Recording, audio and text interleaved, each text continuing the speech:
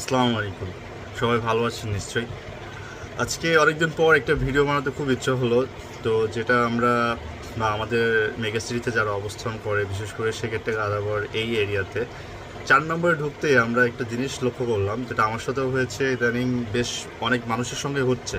তো আজকে বাজার শেষ করে যখন বাসায় ব্যাক করছিলাম, হঠাৎ করে দেখি আমাদের পুলিশ ভাইয়েরা আমাদেরকে না আসামির মতো জেরা করছে এবং আমাদেরকে ডাকছে, কাছে আসতে বলছে এবং তারা আমাদের আইডি কার্ড, আমাদের অনেক কার্ড চেক করছে, এমআরটি পাস বলেন, আরও যে সকল কার্ড আমাদের রাখতে হয়, ছবি চেক করতে বলে, এভরিথিং, যে কোথায় গিয়েছেন, কেন গিয়েছেন, এই যে এই জাতীয় ডেটাগুলো যারা যেভাবে তারা আমাদেরকে চার্জ করে, যেন আমরা একটা আসামির পর্যায়ে চলে গেছি বা আমরা আসামির মতো অ্যাক্ট করছি। এবং তাদের এই রাইটটা দেয়া আছে যে পাবলিক যখন বাসায় ব্যাক করবে বা কোনো কিছু করছে, তাদেরকে ধরে ধরে তাদেরকে গ্রিপ করতে হবে, তাদেরকে জিজ্ঞেস করতে হবে যে আপনি কি করছেন না করছেন, তাদের